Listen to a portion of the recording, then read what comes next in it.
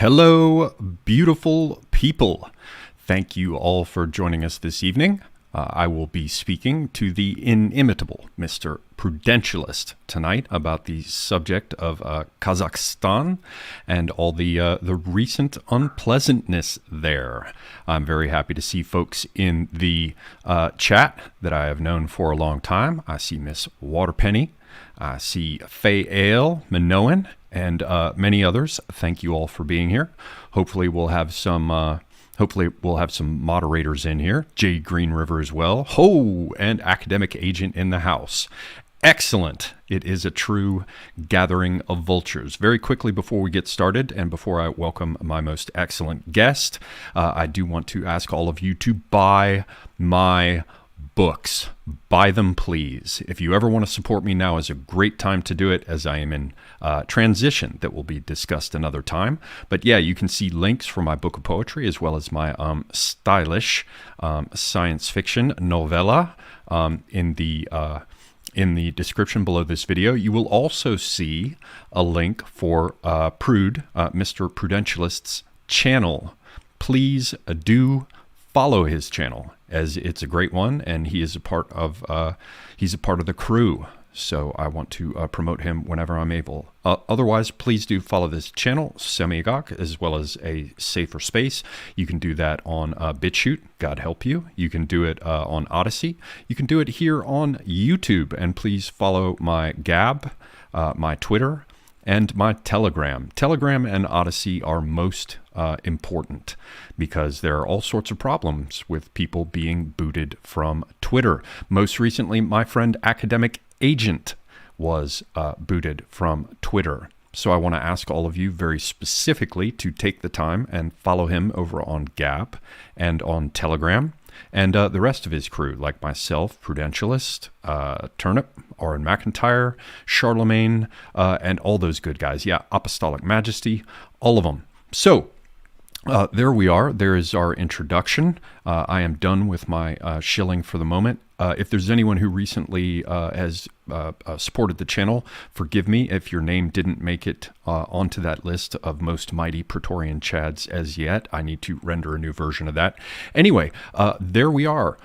We are going to be talking about Kazakhstan tonight. For those of you who have been deep in, I don't know, playing Slay the Spire or something, and allowing all your proper pastimes to go by the wayside, there was something of a color revolution. It has been said.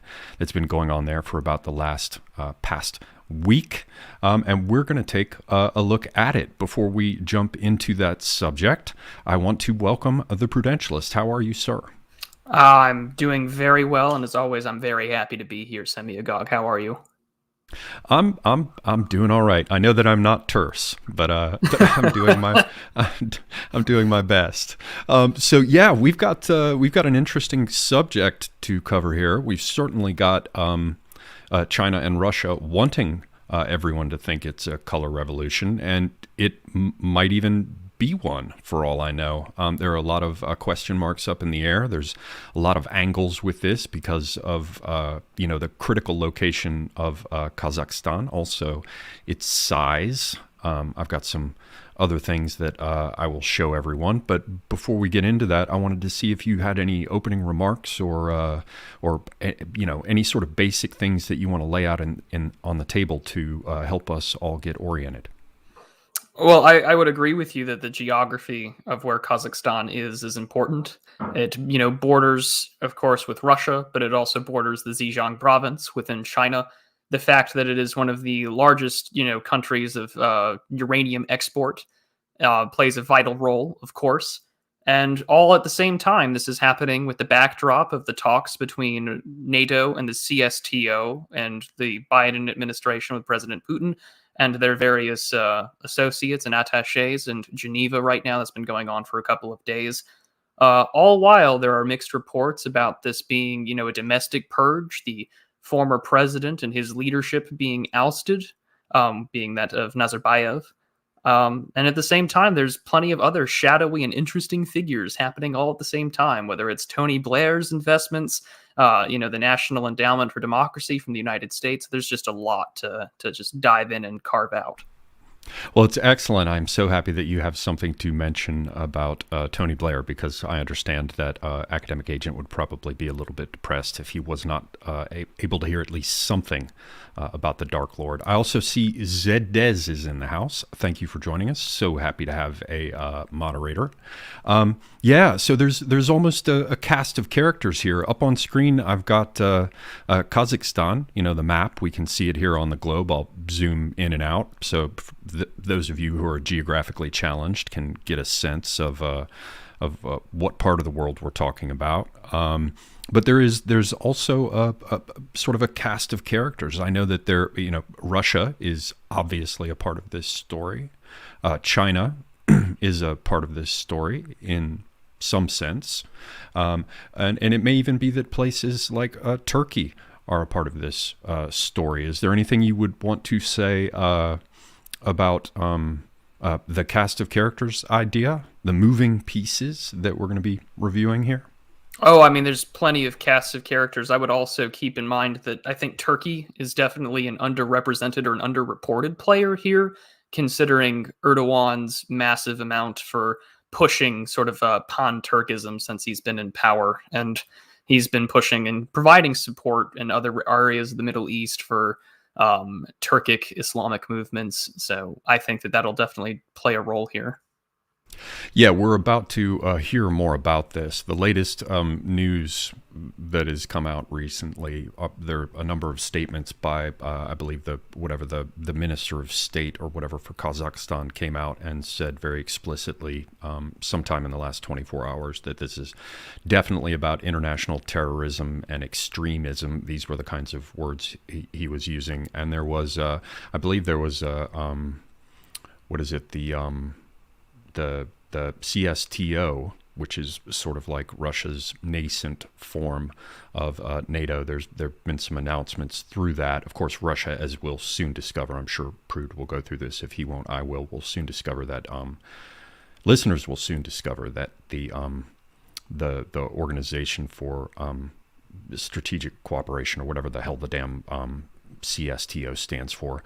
This was like a first move for them in terms of coming into Kazakhstan and sending in Russian troops and others, sort of token other participants to make it to give it a good realistic feel of being multilateral.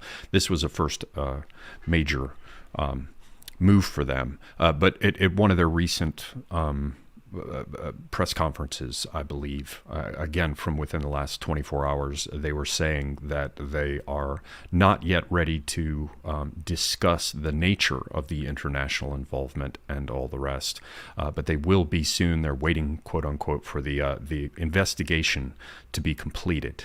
So, yes. How would you like to go? Let's start with some context, I guess, because I think Mr. Vingold pointed out in chat. Let's take it from the top, and I think the best way to take anything from the top here is just with a little bit of history. So when we think of Kazakhstan or we think of a nation, we typically assume that these are a people. There's a specific maybe ethnos involved, especially since we're dealing with the East Asian, Eurasian part of the world. But Kazakhstan geographically was mainly a part of the steppe, and had consisted mainly of nomadic peoples of various tribes, groups, though there was once a great khanate in that area as well. Come the 18th and 19th centuries, there is a lot of course, the Russian Empire starts seizing territory here. It had become an area for fortifications to stop various nomadic raiding, slave trade, and so on, before it would really get into Russia. And one of the things that after this, of course, becomes a part of the Soviet republics, you've had a massive amount of Soviets and Russians come into the country, a lot of demographic displacement that has changed since then, of course. But so one of the sort of defining moments of what's considered the sort of new foundational myth for Kazakhstan was the December Revolt in 1986, which was a student protest which had led to several individuals killed, wherein the former president of Kazakhstan, Nursultan Nazarbayev, was, of course, a leader within the Communist Party at the time, who would later become president. And he had ruled the country from 1990 until he had recently stepped down in 2019, all of which has, of course, its own interests, and we'll get into that when we talk about the cast of characters inside the Kazakh government. But they even named him the capital city after him. He's sort of seen as this, foundational father-like figure to the country. But I mean, the idea of distinct political organization in Kazakhstan, from my understanding, based on what I've been reading and listening to various locals, it's very multi-ethnic. There's a large Muslim population. I think they have about 73 to 75% of the total demographics religiously there. And at the same time, after his stepping down, we have Tokayev, who's the president and has been leading since then. And during this time frame, there is what is called I believe it's called the Security Committee, which is sort of like their FSB or our, FBI of sorts, which Nazarbayev was the chairman of until very recently. But we'll get into this.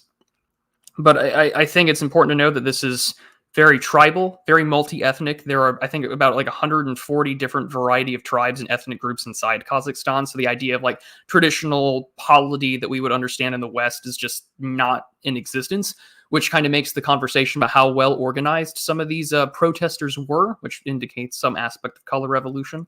But yeah, I mean, you have a historical nation state that wasn't really a state until the Soviet Empire or the Russian Empire, and then the Soviet Union sort of took an into step here. So it's been independent since 1991, when the Soviet Union sort of collapsed, and it's been considered a rather prosperous and stable country, the largest recipient of foreign direct investment, and they even have their own think tanks where they think that they're stuck in this sort of middle income trap. So it's a economically well-off country, so to speak, but it's still trying to make itself more open to investment since the last 2 years and the coup had started.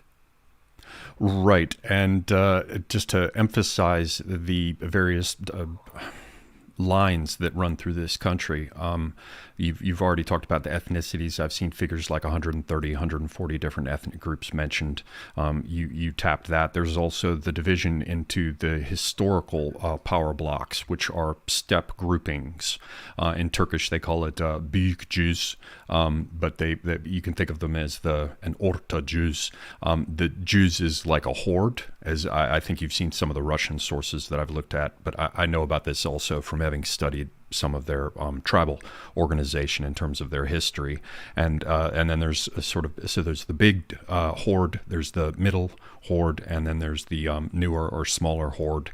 And so even if you can think of them as having a single ethnicity in some senses for some divisions of them, it breaks down heavily by clan and tribe. I believe Nazarbayev is from the Büyük Cüz, which is the largest of these horde groups, and they have different regional territories that are theirs. I think the Russian population now is somewhere in the neighborhood of 18%.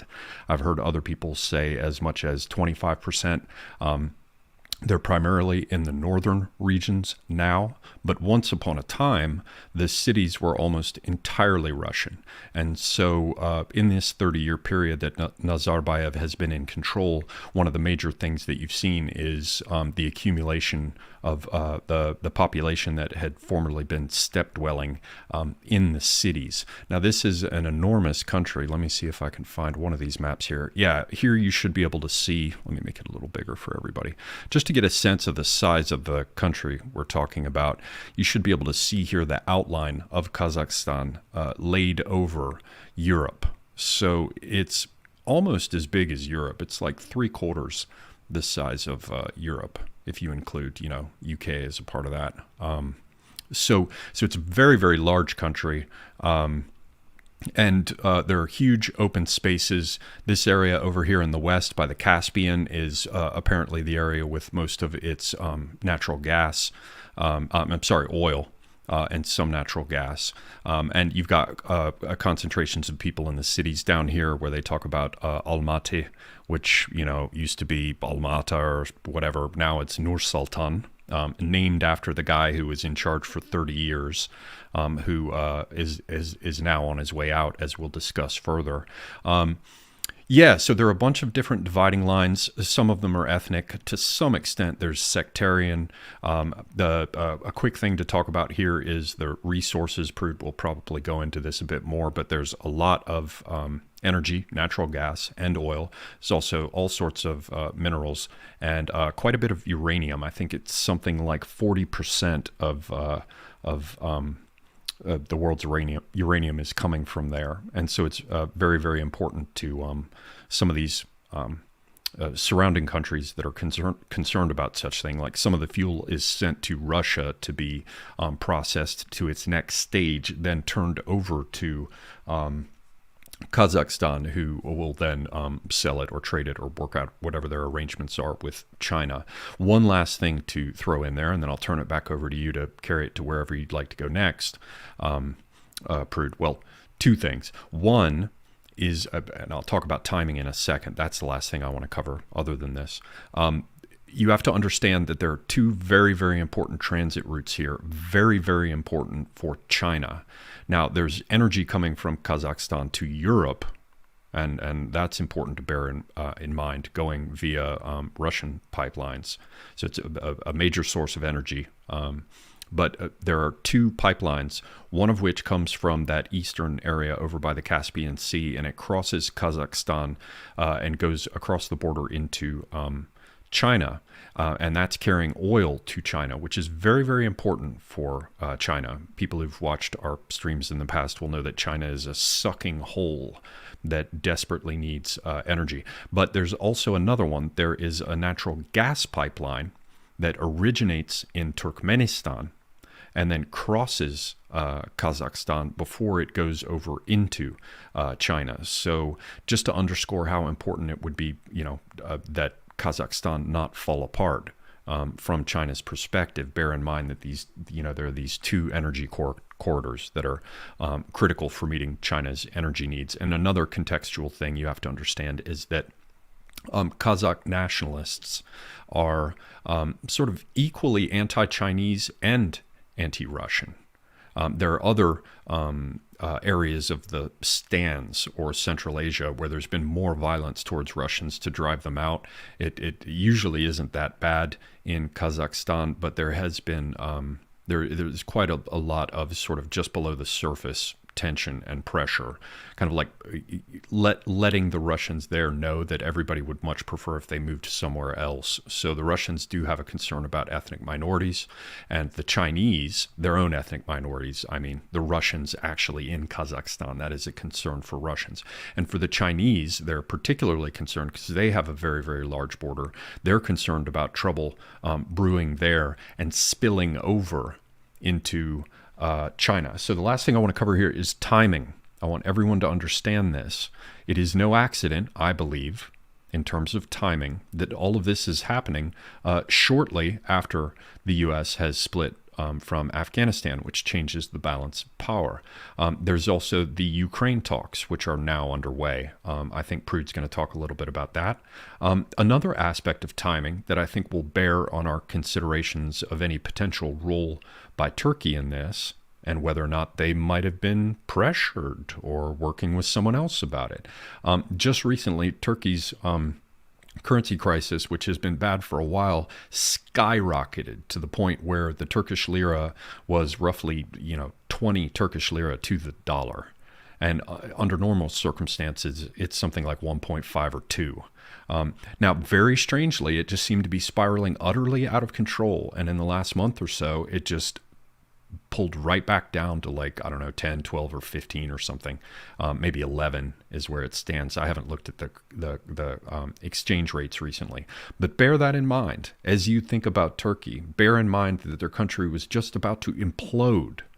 And then suddenly, it didn't get great, but a full half of the trouble just sort of disappeared, which is something interesting. So these are things regarding timing that we should bear in mind relative to the larger picture, but I've talked quite enough already. Prude, where do you want to take us next? Well, keep in mind that the southern, you have two areas, but so on this map you have Astana, which is now Nur Sultan, the new capital city. Almaty or Almaha, as I've seen it also in other documentation. is one of the more populous areas down to the south, where we did see a good chunk of protests, although there were quite a few in the southwestern regions. But I think that you had mentioned the Ukraine talks, which I think is a very good time to transition there.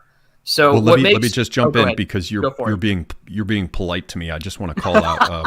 I got Astana and Almaty confused. Prude's being polite about it, but the largest of the cities that was renamed is Astana, correct? And I was mixed up there about Almaty. Is that right? Yeah. Just to make sure that that's clear. Go on, please. Okay. I had the same issue myself when I was like prepping for today's stream. But so what makes this also interesting is that it is the timing. Of course, we see these protests and various movements and groups, and there are a variety of them, and we'll dive into it in just a little bit. Where a lot of this violence and protests breaks out. Of course, the official narrative is about mainly two things. On one hand, you say it's about rising energy prices and economic downturn, where the second one is about that, from my understanding, that Kazakhstan has some rather strict kuf measures in regards to certain needlecraft practices in order to avoid the eye of Susan on YouTube. But which may potentially be a reason for people to protest, but a majority of the population, from what I understand, is already, on board and vaccinated, so who knows. But despite that, and what those narratives may be, there was a massive amounts of protests, which Tokayev, the president, has said has been quelled. But the timing of it is interesting because it was just at the backdrop of these talks that had started on the 10th this week, in regards between the North Atlantic Treaty Organization, NATO, and the Collective Security Treaty Organization, the CSTO, which is sort of the Russian security equivalent to NATO, or at least the old visage of the Warsaw Pact. But with that being said, that gives us a really good way to start taking a look at those talks, because the Schiller Institute earlier last week had a really good conversation saying that, it looks like there's color revolution. You have various organizations that are, saying that we should cease all security ties with Russia, that we should have free speech, we should have improved healthcare and free and fair elections, sort of the same things that sound like we would hear in, say, Maidan, or even in earlier revolutions like the Tulip Revolution, and I think '04, or what we tried in Georgia as well before they quelled down on that in 2008. But right now, those talks haven't really gotten us anywhere, at least in terms of progress. As according to the New York Times that was reporting on this, and this happened about an hour ago was the last time I had checked it. They had said that after nearly 8 hours of intense talks today, the United States pushed back on its demands from the Russians, saying that they were non-starters, while Russia has said there was no reason to fear an escalation of tensions in Ukraine, as they had no plans to invade it. But at the same time, Russia's opening position is that we would like to see withdrawal of American troops, say, elsewhere, akin to Poland and Lithuania. And the United States is already saying that that's a non-starter. And the other thing about Russia that they've been asking for, of course, is not to continue this pursuit with President Zelensky of Ukraine about getting NATO on or NATO membership. Because one of the things that Russia has been greatly concerned about, and I've talked to a few Russians in my Telegram channel as well, is the issue of what they call the Caribbean crisis, or what we in America would know as the Cuban Missile Crisis. Because what often comes with NATO membership is usually the positioning of short-range strategic ballistic missiles that have the capacity to carry a nuclear payload if they so chose, which, of course, Ukraine being that close to Russia's borders, you don't want, which, of course, is why they're moving, towards, they seized Crimea in 2015. It's why you have fighting in the Donetsk and Donbass regions, which, again, when we talk about like the ethnic issue, the same thing that you can see in Kazakhstan is also being reflected in Ukraine. Like, for instance, when President Viktor Yanukovych was elected, it was on a narrow majority of this west-east split, where most of eastern Ukraine, pretty much right down the middle in front of the Crimean Peninsula up, has been, mainly, they identify with the Russians. There's more ethnic Russians on, the eastern portion of Ukraine. And the same thing that we can talk about with Kazakhstan and to the north. So the question was this an attempt to disrupt these talks and throw things into disarray. And then the second question that should be posed, and I think that we can definitely see that, was the deployment of Russian forces, including, special forces operators, I think it was like the 45th Spetsnaz division, one of their major players, into Kazakhstan to quell this. Would this be a significant diversion of resources, right? Which, at least for right now, the last I saw was that President Tokayev today had said that the CSTO forces, consisting primarily of Russian, some Armenian, and Belarusian troops, are to leave this Thursday, so tomorrow. Right, so it they're doesn't talking about appear to them- be the case. They're talking about them leaving tomorrow. Their coalition is basically Belarus, Armenia, Kyrgyzstan, and Tajikistan. And it looked like the first ones I heard about were Belarus and Armenia. And that is important to consider in this context, because if in fact there is a Western-backed color revolution going on there, and I'm not sure about it, certainly now Russia and China both have taken that line officially and publicly. China was a little slow doing it, but now both have taken that line. It's important that Russia would come in with Belarus and Armenia. Like, the numbers I heard for Armenian troops was literally 70. So it's a token thing, it would seem, in order to lend the picture of multilateralism to all of this. So it's properly the Collective Security Treaty Organization, right? Not just Russia. Much like when the United States goes somewhere and like there are 15 Poles and 12 Romanians, that go with them, maybe 20 Brits. But it's important that Belarus and Armenia are involved. And this is going to matter later when the subject of Turkey comes up, because many of the people being flown into Belarus that were creating the trouble on the Polish border were coming from Turkey. So it is said. And then you must remember that even though the fighting goes on in Nagorno-Karabakh or whatever between the Azerbaijanis and the Armenians, everybody stopped talking about it, but it is still happening. Although it was mediated to some extent by Russia.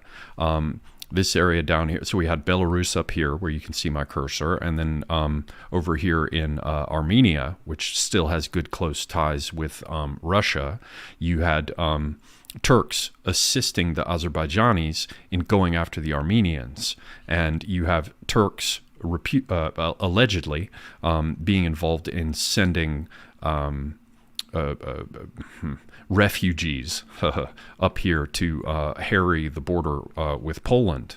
And so when we get over here to Kazakhstan, it's rather interesting that Russia shows up with Belarus and Armenia beside them. There's something symbolic about it. And bear in mind also that Turkey has been, at least on paper and more to a certain extent, I believe with drone technology at a minimum, has been getting more active in assisting the non-Russia controlled, not Donetsk and Luhansk or whatever, the Donbass, the other areas, the ones that are more towards Europe. Turkey has been assisting Ukraine with technology. So Turkey's been a thorn in the side related to Belarus, to a minor extent, to a considerable extent in Ukraine, to a very large extent in Azerbaijan, which brings us back around to Kazakhstan. But I believe you had some further stuff you wanted to cover on Ukraine. Oh, well, I think that kind of covered the most of it, because you had mentioned the Turkish drone parts. Because Turkey has been trying to export their own drone technology. I know they've been assisting the Ukrainians as well as the Ethiopians in their ongoing ethnic and sectarian issues in their own borders as well.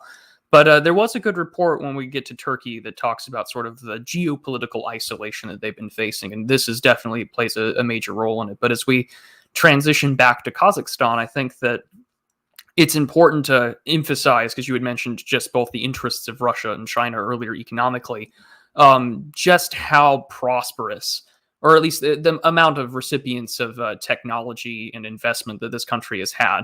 So out of, the various former Soviet republics, or, those in charge, between Kazakhstan, Kyrgyzstan, Uzbekistan, and Tajikistan, Kazakhstan has received the most foreign direct investment, FDI, more than any of those other states combined. From 1990 to literally 2021, over 370 billion US dollars have been invested in this area.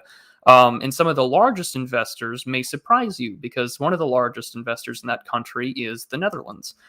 They primarily get a lot of their financial technology, a lot of, in manufacturing and resources there as well. But their vast amount of oil and natural gas resources that has China interested. They've spent quite a few $billions in there. And one of the things that makes it very interesting when we talk about the Chinese-Kazakhstan relationship is that Kazakhstan under Nazarbayev, and as well as Tokayev, the current president, have pushed for localization. So in other times, you would have a lot of the management and a lot of the instruction come from the Chinese, and they would bring their workers over. But instead, they've been pushing for, localized, so it's actual Kazakhstan, citizens taking part and actually leading it. So they have a significant interest in keeping the area stable. Because the last thing that China would want is to have this investment, A, go awry, but two, have the country fall into instability, especially because Kazakhstan has been benefiting from Belt and Road Initiative. There's been a lot of rail investment between the two countries.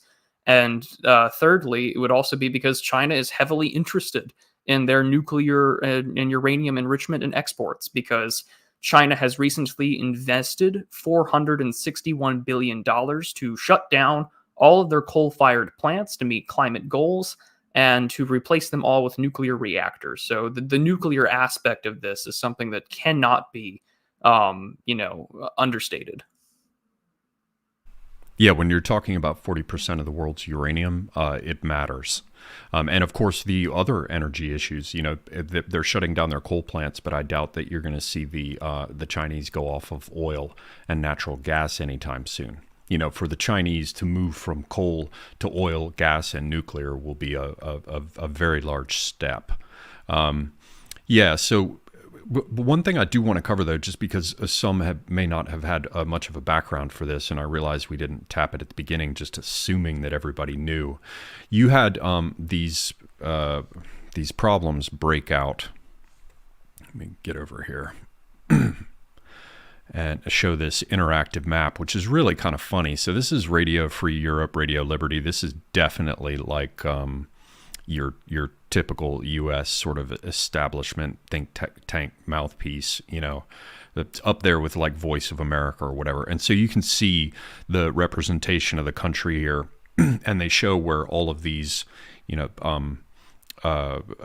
protests have broken out historically. This only runs up to June 2021, right? The article itself is more recent, as of January of 2022. But the map that you can see here is protests that have occurred historically, and these things are not. When you look at them, like this looks designed to set the stage for how serious the unrest has been in the country, and yet this is over a 3-year period, and this spike right here is the largest number of protesters one day of 400, and over here, you've got numbers like 250 or these smaller amounts, 100 or 100 protesters here, and so what I'm seeing here is a picture that's being painted by the West of how stuff is so rough and how the people are, just fighting back and there are protests everywhere. But these are really small numbers. When your biggest protest in 3 years is, a few hundred people, you can't even hit 1,000. I have some questions about how serious the protests were that served as the pretext for this. So before we just jump into the economic stuff, Prude, I feel like, or whatever you're going to take us to next, I feel like we have to paint some kind of a picture of what happened here. Apparently we had, as you said, the people coming out into the streets to protest COVID, to protest gas prices, worsening economic conditions. I've also heard reports that people were shouting about get the man out of there, being pissed off about Nazarbayev being in office. But at some point, all the reports at present are indicating that small groups of highly organized, trained people with weapons, and we've seen things of videos that appeared online on Twitter and stuff where people are handing out firearms. But we saw groups of people, or we are told and have seen some footage corroborating that groups of people basically attacked police stations, went after some infrastructure, attacked security services, tried to go after communications.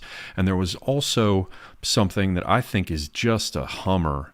I don't even believe that it was really much of anything. It seems as though it was designed basically just to create fear in the United States. But there's this is an old article from 2013. It's based on information from National Geographic, and it talks about a biolab operating in Kazakhstan.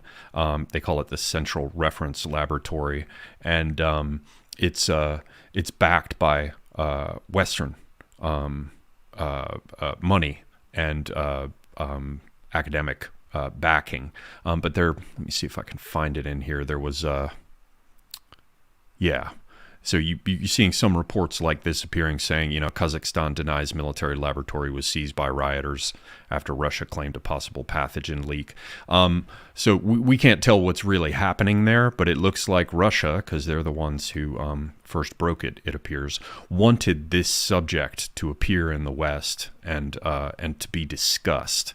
So yeah, apparently armed groups got in and started burning things and shooting. And there's certainly footage of police lockdowns and this kind of thing. But hang on a second. I've got some sort of strange audio that just started in the background that's making me crazy. But I believe I have that now taken care of. Let me get over here to the map. But armed groups came out and they have burned some things. They've smashed some things. They've talked about, people being arrested in the thousands, deaths in the hundreds. Do you know anything further about the sequence of events or any of that before we jump to the rest, just so that people who haven't been following it over the last week have a sense of what happened there? I do know that a lot of this had started in Almaty, which of course would make sense considering it's one of the most populous cities and it's the former capital. And I do know that some had gotten close to Nur Sultan, but I don't think that they had gotten anything. I had saw a lot of footage about breaking into police armories, unmarked vehicles, dropping off Kalashnikov rifles to various groups, very small ones. But mainly it seemed very concentrated. I know that Radio Free Europe had the sort of heat map of sorts, but a lot of it seemed mainly concentrated to the southeast part of the country and some parts of the central areas of the roads and the towns. But my understanding of the start of the events was there was multifaceted. Was just you had student protests, alleged economic protests about how things were, but at the same time they're talking about rising energy prices. Meanwhile, Tokayev had said that they were going to institute price controls for 6 months to keep things level, trying to take care of that issue at the same time. So, I mean, in Almaty, I know that there was police armories raided. There was a lot of footage on it, both on Telegram and on Twitter.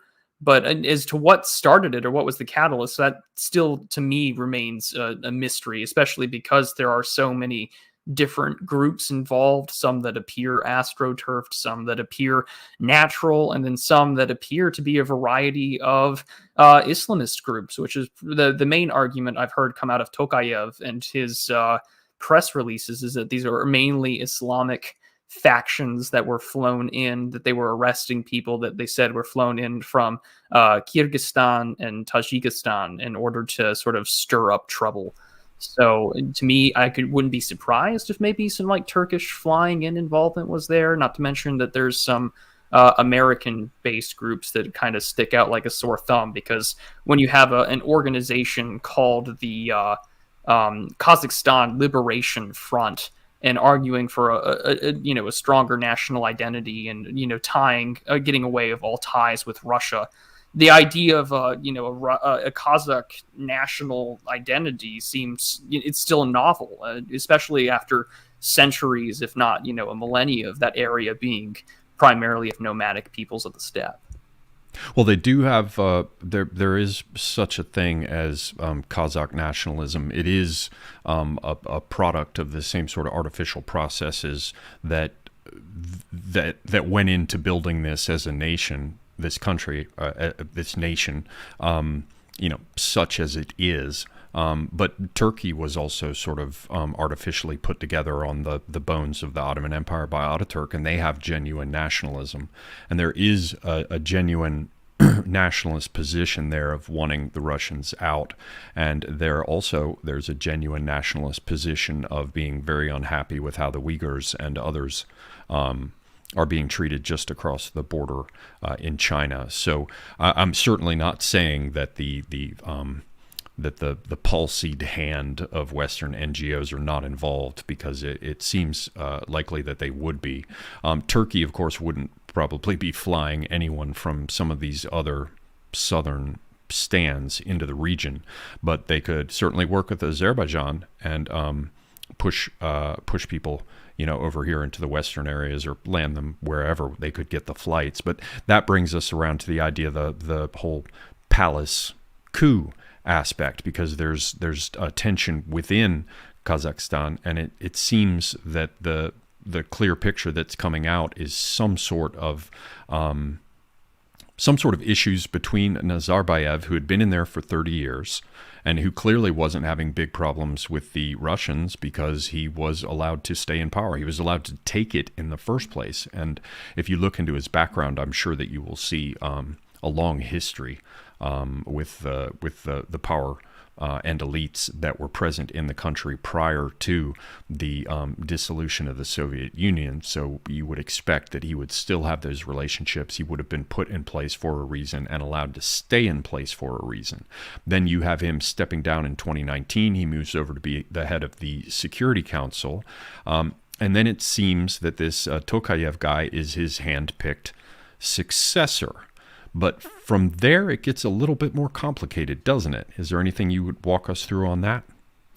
Yeah, I mean, it does give, there's definitely some, complications when it comes to the successorship, because there are two individuals, I think, that are definitely worth knowing, especially because there are still a lot of reports from what I heard just yesterday, both from other geopolitical commentators, and I think even the Russians with attitude kind of pointed this out when they were looking through, both Russian and local Telegram chats, that they're not even really sure where Nazarbayev is right now.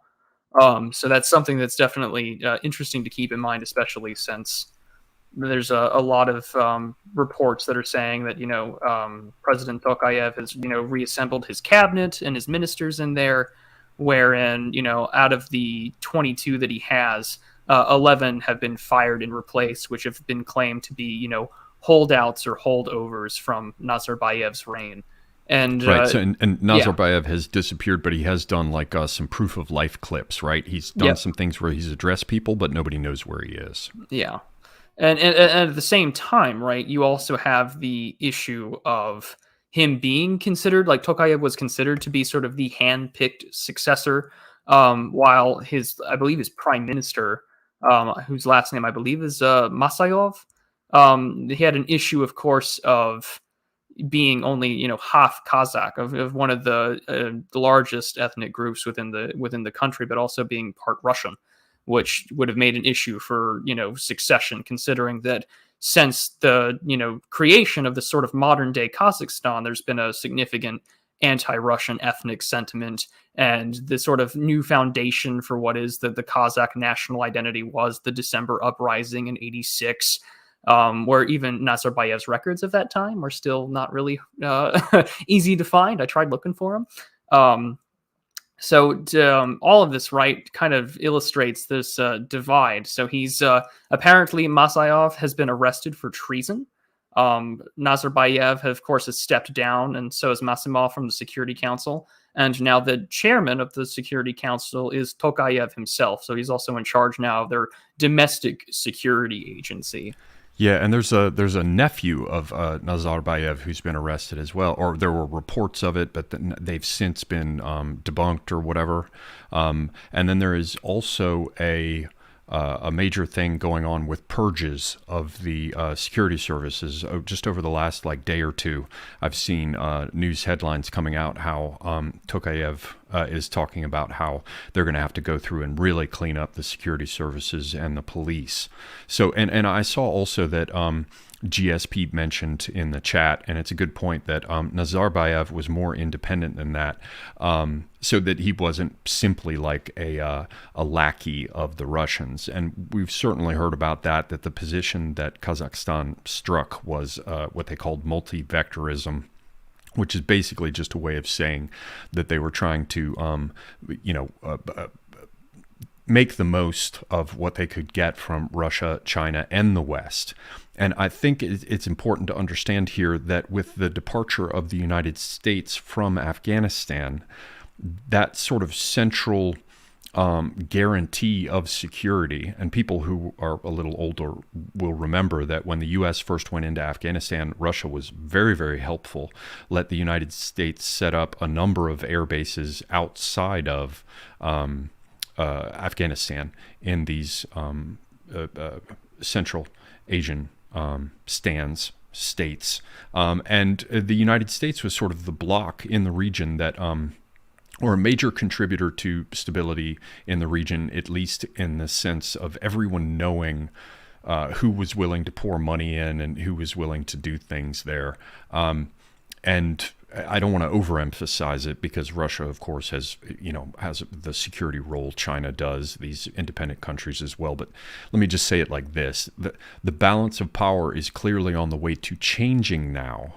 And so just addressing what GSP was saying about how Nazarbayev wasn't just a Russian lackey and was more independent, I think that there was a choice on the part of the Russians for quite some time, for the period that the United States was in Afghanistan, to just sort of quietly sit back and let things go the way the West wanted them to go to a certain extent, because they were literally pouring money into these countries. And so with the United States leaving, it may be that someone who was doing that multi-vectoralism or whatever the hell it's called, maybe his expiration date had arrived. Potentially. The other thing that kind of this situation does remind me, it echoes to me at least, of Turkey in 2015. Because of course there's that was an attempted way, right, to get rid of Erdogan.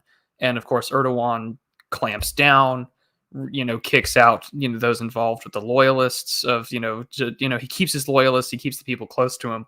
And in turn, he kind of just gets more entrenched in power. And the way that Tokayev has been moving, both with these arrests, aligning himself closer, calling on the CSTO to intervene. And of course, with Armenia, I believe, being the chair nation right now, of course, went forward with it on Russia's go ahead. But when you mention the United States pulling out, it's important to understand that that balance of power is changing. Because there were a lot of articles and a lot of reports and a lot of the public scheduling from American officials, primarily the Secretary of Defense, Lloyd Austin, that went on sort of a tour of the various stands, particularly Tajikistan, Turkmenistan, and Uzbekistan, about seeing if they could have basing rights within those countries, or at least some way to have air basing rights for the deployment of drones or other kinds of reconnaissance vehicles, to which they were told flat out no, primarily with the Russians supporting these decisions. So I looked at that as well and couldn't find anything on it. Because I immediately wanted to look to see if there were some bases, and they pulled out of Uzbekistan some time ago. I think there was some sort of something going there for a bit in Tajikistan, but I couldn't find anything else about it, and I'm thinking maybe I misremembered it. So the U.S. is now pushed away as far as, I think, Bagram, and some of these other regions that are more distant. No. Mm-hmm. That would be correct. Sorry, I had a sip of water in me. But yeah, they've been pushed that far back. And I mean, considering that most of America's forces now are primarily they still have some bases in Afghanistan and some support there. And of course, there's still involvement in Syria. It's just the issue of Afghanistan now, it still, I think, looms over with a large shadow, considering that China's been moving closer into there, while at the same time, Russia's been moving in from the north downward to sort of preserve their interests and close alliances with the various former Soviet republics. So yeah, it's definitely a big part of it. And there's nothing to be done for Russia as regards just simply turning loose of Kazakhstan completely. If you take a look at the map here, this is a vast amount of territory. And essentially any kind of problems in Kazakhstan could be just a real mess, because you can see with the borders here, they not only can affect Russian access in the Caspian, and I'm not saying suddenly the Kazakh army would go after Russia at all, but if you had a destabilization there sufficient for armed elements to get up to mischief, there are issues in the Caspian. There's a huge amount of energy resources here. This is not that far away from causing problems in the Caucasus, which is like the southern fortress wall for Russia. They'll never turn loose of the north side of that, nor the Georgian military highway. It's kind of like the stuff up here in Kaliningrad or whatever it's called, or like I often talk about Transnistria or the Crimea, or how they've got better relationships now as things have soured with the Georgians. They've taken up with the Abkhaz. But historically, whenever Russia has been attacked, they back up behind the Ural Mountains. But as you can see, that wouldn't do them much good, because there's all kinds of border here with Kazakhstan, the north of Kazakhstan, the southern part of what's starting to be Siberia here. So this is and this is the thin part, so to speak, of Russia. As vast as it is, it's thin when compared to a lot of the rest of it. So there's just no way that I can see, just me speaking, this bloc ever being allowed to firmly go out of Russian control.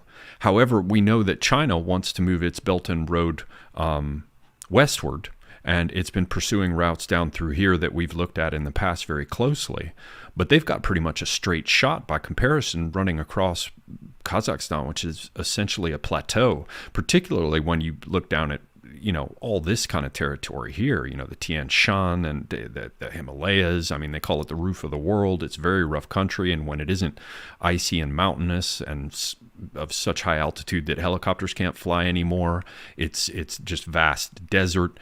And while Kazakhstan, of course, has its vast open sort of wastelands, it's a much easier straight shot here for China to get through here to Europe. So that's one of the things that we have to bear in mind about Kazakhstan, is you can talk about waning Russian influence, but I just do not see, in terms of geostrategy, if you will, Russia ever being able to turn loose on Kazakhstan. Do you have any thoughts to add there? Oh, no, I would agree with where you're coming from. Kazakhstan is not something that Russia would let go, in the same way that Russia doesn't want continuous NATO pressure right on its eastern border with Europe. But the other thing to add, though, right, is that sort of the unwritten sort of agreement. I mean, they do have agreements on paper, but the one thing that we've seen between the relationship with Russia and China, not only in the former Soviet republics, but in Afghanistan and Pakistan, is that China's to provide investment, Russia's to provide security. Now, this isn't to say that China doesn't have a military presence here. They obviously do. China's been very important when the Americans were involved in Afghanistan. In fact, the Taliban would use the Chinese as leverage, saying that we're not going to talk to the Americans unless the Chinese are present. So the BRI thing is going to continue to happen. And what makes this so interesting, because you and I have both talked about the idea that we will see a cooling of relations between Russia and China in the near future. And I think that the Kazakhstan situation can potentially highlight that. Specifically in the fact that China is very interested in the fact that they want access to that uranium. They want access so they can produce their own nuclear reactors. While at the same time, for the longest time, they've had natural gas and oil pipelines from northern Russia moving down into China. which of course that raises the question, that age-old question about economic interdependence, and does that increase or decrease the likelihood of conflict? But considering how closer China's getting into Russia's, proverbial backyard, I would see that Russia is going to be far more interested in preserving not only Kazakhstan, but its relationships and access to the Caspian, how they can, be involved in the Azerbaijan conflict. I see a potential for this to have almost a very literal geographic wedge. But as someone had pointed out in the chat earlier as well, that we have to keep in mind that about 20% of most businesses in Kazakhstan receive significant British and American investment, and that's true because both the Americans and the British have some of the largest amount of FDI in there behind China and the Netherlands, which I think. Yeah, energy especially, particularly with oil and natural gas. GSP says that was him. Yeah, thank you, GSP. I appreciate it. I saw that in there. But the thing also, but I think it kind of lets us transition. So when AA decides to listen back to this, we can talk about the Dark Lord himself, Tony Blair, because he has had a significant influence in Kazakhstan after stepping down as prime minister. Of course, he set up his very famous consultant agency, Tony Blair Associates, and was paid lofty sums in Kazakhstan to provide political advice to Nazarbayev, and told him to crack down on anti-government protesters. He received quite a backlash in 2011 when documents leaked. When he was advising him to just stamp him out, fight back, stay strong, secure power. But even now, there's it kind of raises the question of how much influences Blair had in maybe supporting groups that are against Tokayev and his government. I think that'll definitely have to be things to keep in mind. But China's interests are not only economic. To just circle back real quick, you also have the issue, because what has Tokayev been saying is one of the more official government, press narratives has been Islamic extremism, people being flown in, people being smuggled in. And of course, where does, the eastern part of Kazakhstan border, the Xinjiang province, which of course you have the Uyghur question in mind, because from the beginning of the century onward, the Chinese government's been clamping down on non-Han minority groups. We can remember all that free Tibet crap from the beginning of the from like the early mid 2000s to now. It's the Uyghur camps, which of course has had issues of Islamic terrorism and extremism. There's been a string of stabbings on trains and a variety of other armed groups trying to also get into Afghanistan. So there's plenty of things that play in here, both for Western economic interests, China's own security concerns about Islamic terrorism, and trying to maintain their Belt and Road Initiative, because they've been highly invested in financial tech, infrastructure for information and communication, and energy resources for maintaining power and increasing their power capabilities. So one quick question, then I want to jump back to a previous theme with Blair, but a quick question. I have, from what I have seen, it looks like a Chinese investment is somewhat on the wane, though, compared to previous years. Have you seen anything on that? Actually, I think I've got a table with investments. Give me like 1 second. I've got like a million tabs open. But from what I've seen, that both Nazarbayev's government and Tokayev have been very welcoming. And from the most recent statement I can see from the Chinese government is that they are thankful for what Russia has done. And their major investments right now has been freight, primarily trains. They've seen a significant increase actually in Chinese investment in freight and rail infrastructure.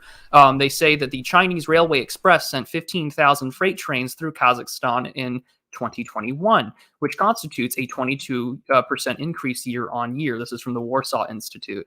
And continuing on, it says Kazakhstan's role as a transit country continues to grow. In the view of the PRC's growing demand for oil, it is noteworthy that Chinese companies are responsible for the extraction of approximately 17 to 20% of the oil in Kazakhstan. Russian and U.S. businesses account for 3% and 30% respectively. So there's some competition between the Americans and Chinese here. But it seems that there's a growing amount of interests in transportation infrastructure and energy as they try to get off coal. Yeah, and it seems also that they're going to, for the time being, they're not going to be able to open everything up fully across these like Afghan routes to Iran and the rest. But they, from what I've seen, there's a lot of back and forth with some of these stands where Russia is wanting to get them to sign on to the CSTO, and you've got China trying to work them into the Shanghai Cooperation Organization, and so there seems to be a little bit of like trying to pull one or the other of these groups off. And I'm sure there's a lot more going on behind the scenes that we don't see. So I would like in just a second to jump over to the subject of, what the hell we think is happening here now that we've laid out quite a bit of context. But before we do that, since you brought up Blair, I think it's also worth bringing up that we had some talk about Biden and Hunter Biden and connections there. Had you seen anything about that? You want to cover that quickly? I did. I saw the very well circulated Clint Ehrlich Twitter thread talking about how this Americans have a particular interest there. There's been various relations that Biden had got his way out of between various members of the Kazakhstan Authority. I'm trying to pull out that exact one. But the other thing to keep in mind is that Kazakhstan, just to point out, because you mentioned the Shanghai Cooperation Organization, they are a member. So Kazakhstan is uniquely positioned when we're talking about like energy and whatnot, is that they're a member of the Eurasian Economic Union, but they're also a member of the Shanghai Cooperation Organization. So you have these two massive, economic interests trying to kind of go at one another, and Kazakhstan's trying to reap the benefits of both. But good, you have the thread up on your screen, so we can go there. Yeah, the basic story here. I just wanted to throw it in there with the talk of Blair, because we heard a lot of stuff come up about how Blair was involved with these people. And then we get the news about how it looks like Biden is involved with these folks, particularly Massimov. And we can see Massimov and Nazarbayev here. Massimov on the right, Nazarbayev on the left. And Massimov, of course, has a role in security. And here's a photo from some time back with Biden and Hunter, well, the two Bidens, the elder and the younger, with Massimov. And there's also some stuff from Hunter Biden's laptop where he is referring, maybe we have it in here, he's referring to, I think it's in this thread, is it? Yeah, where they're talking about him being a close friend, right? So that's interesting to me because, see, part of what I do when I read about these kinds of things in preparation for a stream is sometimes it's less important. It's less important to see what kind of overall facts come out, and it's more important to see what different news sources wish to emphasize. So I think you saw the stream also. There was one by those Russian guys. And they were talking about what had been happening in the region. I think I have the name of that stream so that I'm not just ripping them off. I'll give them RWA News, I believe. Unrest in Kazakhstan, if I've got the right one. Yeah, I believe that's the one that I was looking at previously. They're a Russian source, and they wanted to hammer on British involvement. They just kept hammering on British, and the likelihood that the Brits were in some fashion working with Turkey. And then we get these stories coming out about how Hunter Biden's involved. We get these stories coming out about how Tony Blair is involved. And then we had this other one that I pulled up a minute ago. Where is it? It was the one about the... oh, good heavens. Maybe I can't find it now. But the point is, yeah, this stuff about the lab. This all seems to be coming from Russia. Well, I mean, I'm not saying that, Clint Ehrlich or whatever is working for Russia, but this business about the lab seems to have started with a Russian media reference about how maybe something escaped from the lab, and that was just guaranteed to stick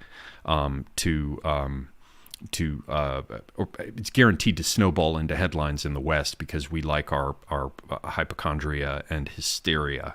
So you've got Russian sources talking about how the Brits are involved, the Turks are involved, labs might be leaking, people could die, oh my God, it's raining cats and dogs. and Tony Blair's involved and Biden's involved.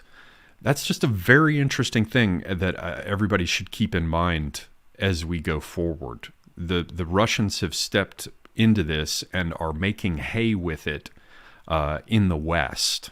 So that's something I want to bring up. But perhaps there's some other things you want to cover that I have not.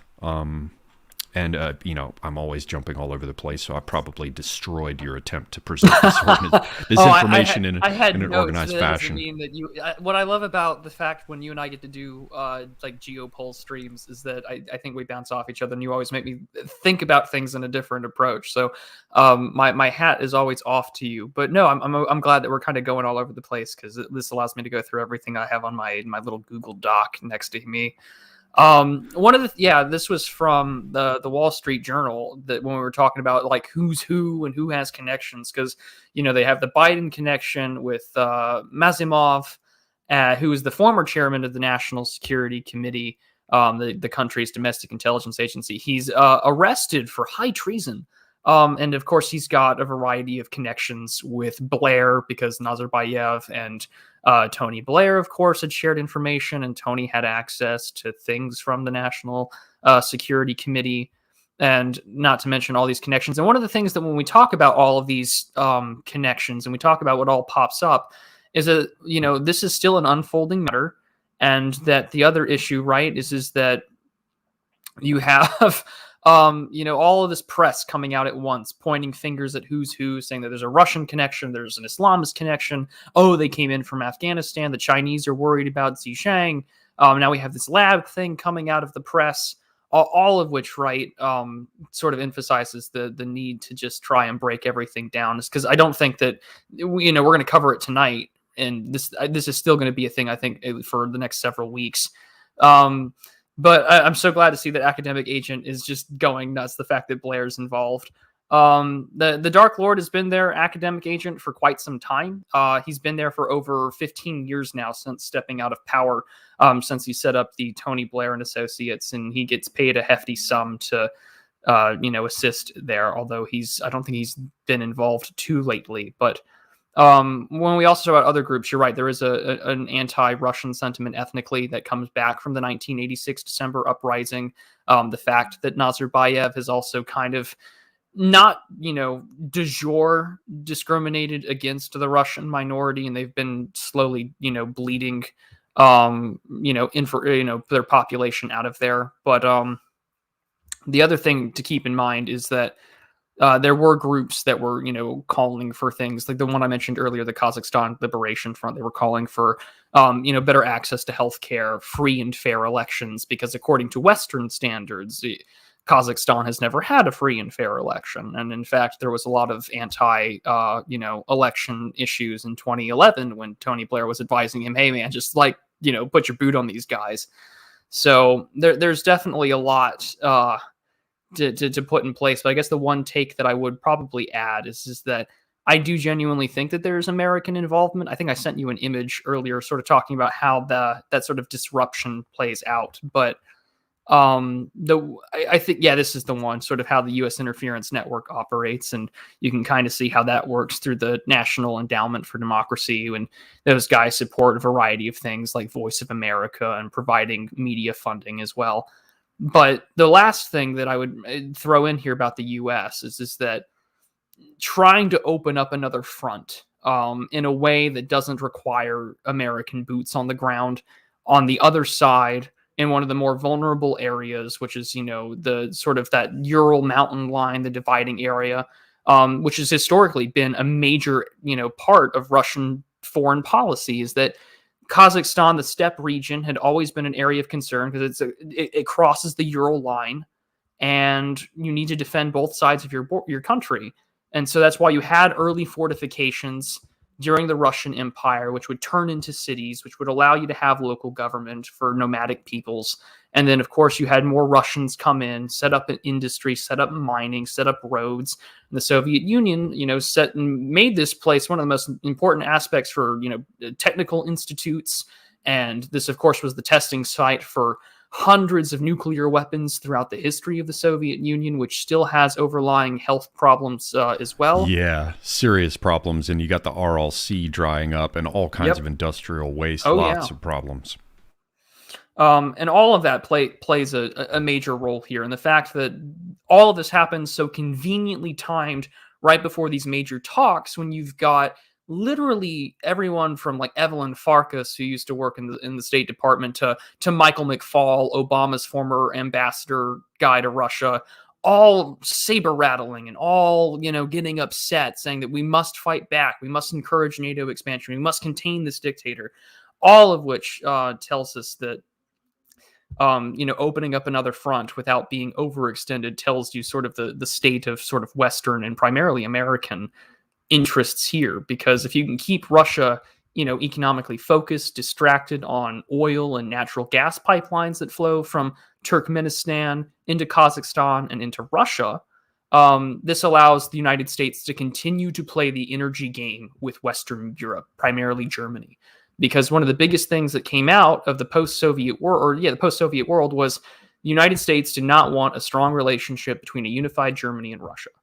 And of course, that's been working so far because Germany didn't sign off on the Nord Stream 2 pipeline in response to some issues in Ukraine. Primarily, they said, oh, well, you have organizations that are chartered in Switzerland and not Germany, so we're not going to sign off on it.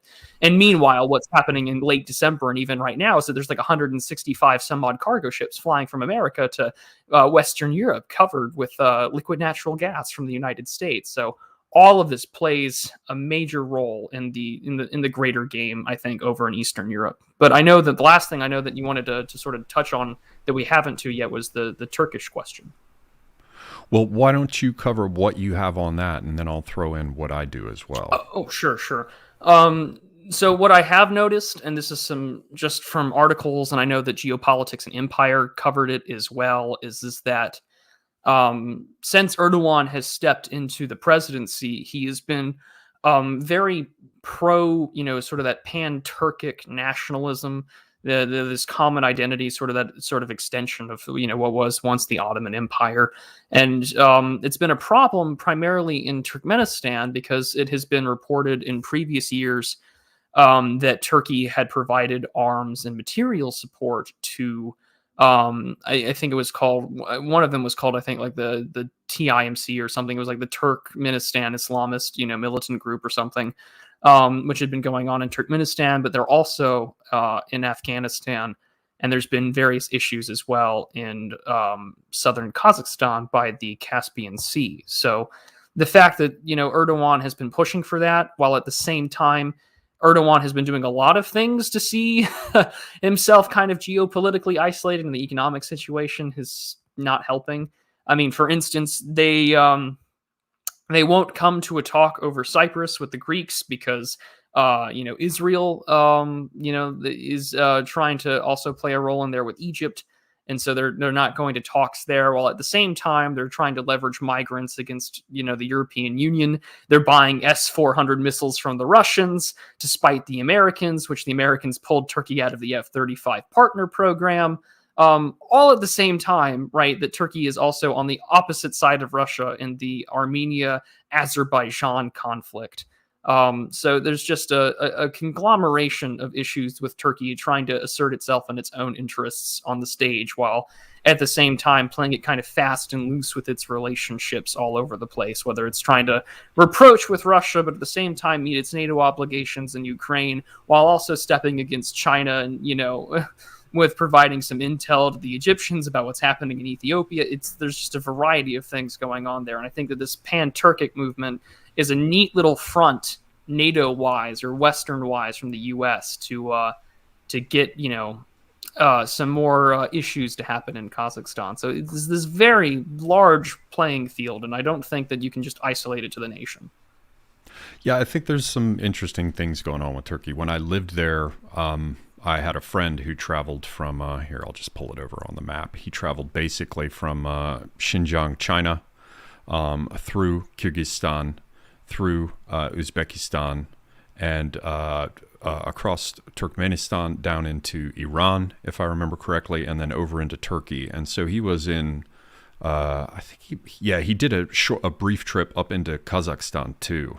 I think it was when he was in Uzbekistan, and this is in the 90s. And he shot some footage of a center that had been opened by the Gülenists, Fethullah Gülen, and it was one of these pretty shiny places, where reporters can come and photograph this beautiful community center that's been developed for, extending the reach of Turkey as a nation into their sister nations, of some sort. So the Gülenists, for quite some time, have been operating in Central Asia. And with Turkish blessing as a part of the state. And remember that Erdogan, when he first came on the stage, was allied closely with Gülen. And then he claimed that Gülen was going after him and was working with others to get rid of him. He claimed that this coup, and many in Turkey still believe that he did that to make it seem as though he were under attack to strengthen his position. I do not know. But the point is that the Gülenists have been doing things in Central Asia for quite some time. And I just found this a day or two back. This is from Daily Sabah, which is it's a Turkish news source. Those are all pretty much controlled by the state now. This is one of their English language versions, and they talk about Daesh, which is of course the Islamists, as they like to call them, and also Gülenists. So they're claiming. Or I'm sorry, this newspaper is reporting that a former Russian member of parliament has said that Gülenists as well as Islamists are behind the nonsense going on in Kazakhstan. And that's very, very interesting, because if you say Gülenists are behind it, then you've sort of anticipated someone saying that Turks were involved, and then you can say that it's Gülenists. We don't have anything to do with them. They're the villains. They tried to take down Erdogan himself, and it's the United States that is still holding on to Gülen in Pennsylvania or wherever it is that they've got him hanging out in a spacious mansion. So it's important to bear in mind that the Gülenists have been active for some time, that Erdogan was originally allied with them. They were active in Central Asia as well. Erdogan had a split with them and has blamed all kinds of things on them. And Gülen himself is still being kept in safety in the United States. To me, that signals that Turkey is looking for some plausible deniability. So you see this appear in one of their news sources. Another thing to bear in mind is what you're talking about, the Pan-Turkism. That's called Turanism. And it's one of these pan-national, let's say, transnational nationalist ideas. And Turkey's been playing games with this for a long time. Enver Bey from World War I, who was a big military figure and one of the young Turks before the Ottoman Empire fell apart. After he lost power in Turkey, he went riding off into parts of Russia or something, trying to raise rebellions of Turks against the Russians, I think, and ended up, failing ignominiously. I can't ever remember how to say that word. I'd have to ask AA how to say ignominiously. I'm sure he'd pronounce it well. But the Pan-Turanism, the idea that all the Turkic peoples, and they're spread from, some enclaves remaining like on Cyprus, a few left in places like eastern Greece. There's some communities in Bulgaria. They're in Turkey. They're scattered throughout in enclaves throughout the Middle East. Of course, the Azerbaijanis are basically speaking Turkish with a few word changes. Turkmenistan. And you have Turkmen in Syria, Kyrgyzstan. They're essentially Turks. Oh, well, they wouldn't call themselves Turks, but they're close. Uzbekistan, the languages are almost mutually intelligible, at least. If I believe I'm remembering that correctly, Tajiks are actually speaking a form of Persian, if I remember. But all the way over into Xinjiang, they're Turks. So there's this band all the way through here that Turkey has attempted at various times in history to exploit based on this sense of brotherhood. Now you have a Russian prime minister saying that Gülenists are involved with, a Russian member of parliament, former member of parliament, saying that Gülenists are involved. We've certainly seen Russians saying that Turks are involved together with the British. So the Russians themselves seem to want to say that Turkey is involved, but are doing it incorrectly through unofficial mouthpieces. The Turks, I just checked with a friend of mine, and I was asking, what are the headlines looking like in Turkey? And basically it's that it's much of what we're hearing here, but with a little bit more emphasis on how people, like it could have been economic problems. It could have been things with the rising price of natural gas. It could be problems with, COVID lockdowns.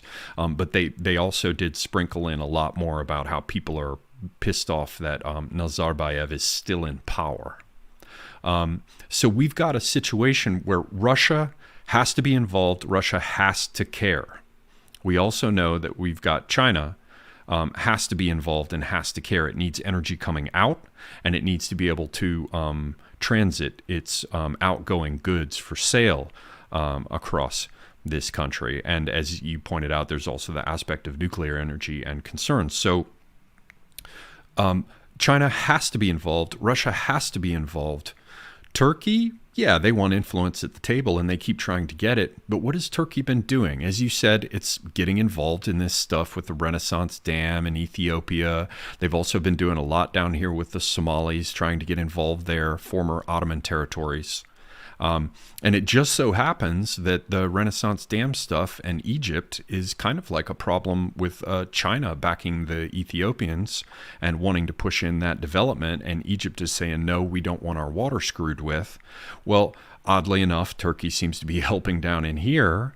But Egypt has aligned with Cyprus and Israel, and to some extent Greece and possibly Italy, for an alternative route to get Eastern Mediterranean natural gas to Europe. So Egypt has said, well, screw you to Turkey.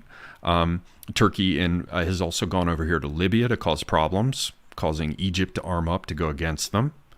And then we've got, this corridor. I can't remember the name of the damn valley that runs here, but this has long been a favored place to run pipelines. But, you've got instability with Nagorno-Karabakh, Azerbaijan, these frozen conflicts. You've got Georgia and Abkhazia, and the West wanted to come in here. Soros dumped huge amounts of money into Georgia in terms of peeling them off from Russia.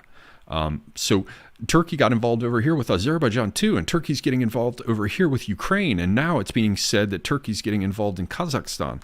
I think at this point, and this is why I brought the thing up earlier about the timing of this, where the Turkish economy, I cannot emphasize it enough. These people are screwed right now. When the Turkish lira rocketed up to 20 or more against the dollar, things are falling apart there. They've got real problems in Turkey. And then just suddenly it stopped and it dropped to like 11 or something. I think somebody in the chat came in and said that they just looked and it's like at 13 Turkish lira to the dollar or whatever at the moment. That's still a whole lot less than 20. Why would it have just suddenly gone down? I wonder what powers control things like the International Monetary Fund and currency games. I wonder if that's the West. I think that's the West, isn't it? That has so much ability to come in and crush countries economically and play currency games and get them to sign up for IMF loans that force them to have to change their entire country. Weird. Turkey was also getting involved in Belarus, it seems, very quietly. And they're involved in Syria, too, in ways that put them completely at odds with Russia there. Weird. The Turks might be involved in Belarus, pushing against Russia. Turks definitely involved in Azerbaijan, pushing against Russia. Turks partnering with Ukraine, pushing against Russia. Turks doing things in Syria to keep Russia from being able to settle things there.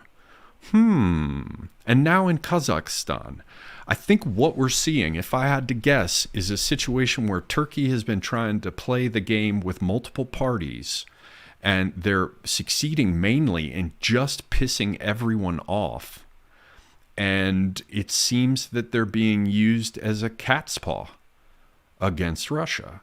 And for people who think that by Western powers, by NATO. So for people who tend to think that, oh, that could never happen, look historically at why Britain allied with Turkey back in the day.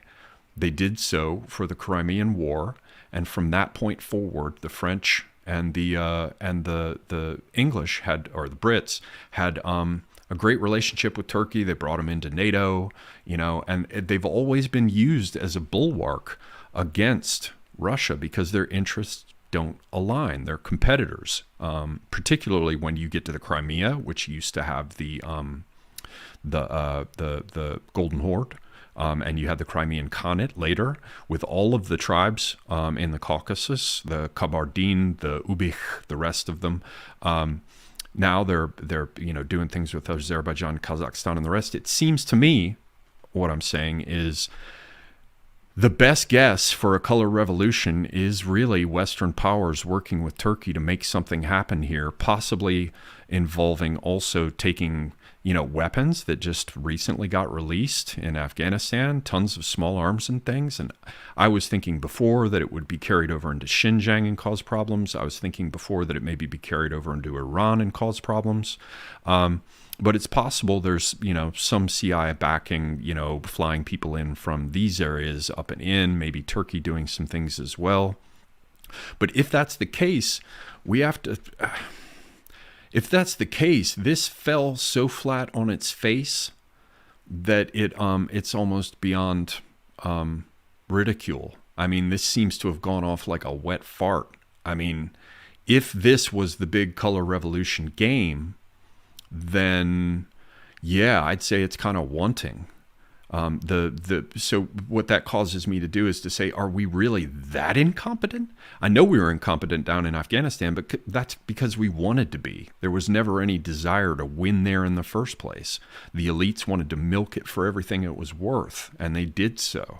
And then we left, and a whole bunch of Americans don't have legs and things, but who cares? That's the price of doing business. Up here in Kazakhstan, something about it is telling me, all right, Western powers operating through Turkey, or something going on where the Russians wanted to prematurely detonate something that would happen later in order to make it look bad for everyone. I'm not sure. Do you have any thoughts about this, Prude?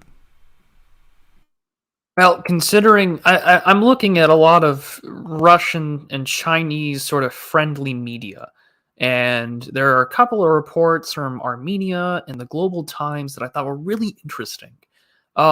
Primarily that the Armenians were talking about their foreign minister was saying that the events in Kazakhstan were a result of actions planned by Turkey, saying that, because of this Pan-Turkism and this push for flying in militants, primarily through Azerbaijan and the Caspian Sea.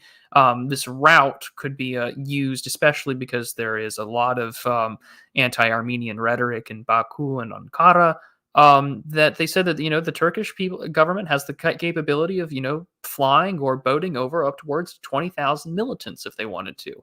And they've just done it in Libya over and over and over again.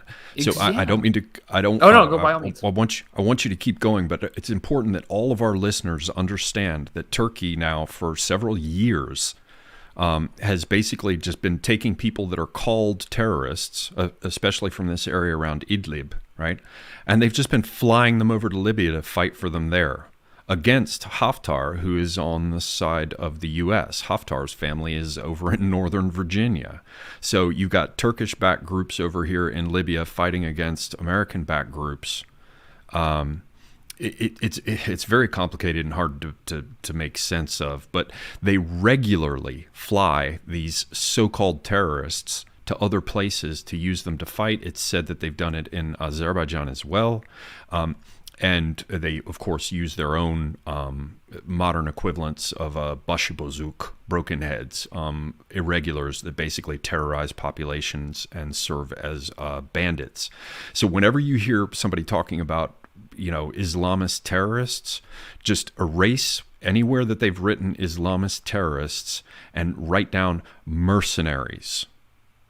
And then you will understand the way in which the various great powers are using these so-called Islamist terrorists. They put them on the equivalent of C-130s and they fly them somewhere they need to cause trouble. So there is that. But go on, Prude. Yeah, and I mean, I think that's a very good point to point out, especially when you also consider the fact that Turkey is kind of also playing sort of the Saudi Arabian playbook when it comes to funding certain groups. But the other thing that I thought was interesting was from the Global Times, which I believe is a Chinese state paper, and the headline, which was published just yesterday, which I thought was really interesting, and it says China's valuable government experience in Xinjiang may help Kazakhstan. And they say that take Xinjiang. The economic development in Xinjiang is confined by natural environment and therefore lags behind that some of the coastal and mainland areas. The central government has invested heavily in energy measures towards China's Western development, including pairing assistance programs. That these concrete measures have boosted the economic development of the Xinjiang province with its local inhabitants. But the article continues, and I find this very interesting, where it says, however, this is far from being sufficient. After the reforms and opening up at the beginning of the 2010s, the spread of Pan-Turkism or Pan-Islamism and extremism under the banner of religion has affected some people in Xinjiang. And to deal with these people, we should clarify them into two groups. One of those includes who have been influenced by extremist ideas but have not carried out any terrorist activities, and the other group actually engages in terrorist attacks in various parts of Xinjiang under the influence of extremism. And I just find that this narrative coming out Turkey, Turkey, Turkey to be something of prominent influence because this allows China to move itself, further in towards, the Eurasian area, further into the Middle East, saying that they have the experience, they have the know-how, and they can shut this thing down. And I think that this plays an interesting role because where else has been Turkey poking the dragon, so to speak? It's been poking the dragon in the issues of Ethiopia. It's been poking the dragon in the issues of, the Persian Gulf and also along with Syria because there's Chinese investment and there's also Chinese intelligence assets there as well. And at the same time, for decades now, they've been pushing this stuff out at the same time. So you're seeing both Islamism from the Saudis, Pan-Turkism from the Turks, and various groups all at the same time having a finger in the pot, so to speak, in Afghanistan, Turkmenistan, and now Kazakhstan. Yeah, it's very important to distinguish those because, for example, the MHP, the Grey Wolves or whatever, the Turkish nationalists who have sort of the closest association with sort of the Pan-Turkist ideas. There are doubtless flavors of Pan-Turkism that are heavily overlaid with Islam, and that would of course make things easier in a lot of those regions. But much like the right wing in Europe, there'll be MHP people who are going back to their Tengrist shamanistic roots, right? Who have no interest. They'll show Grey Wolves and they'll talk about the history of the Turks on the steppes, and they have very little interest in Islam. So on the one hand, you have variants of Pan-Turkism that doubtless have an Islamic component because it just fits because these countries are Muslim. But there are aspects of Pan-Turkism that have absolutely nothing to do with Islam and actually can be sort of aligned against it.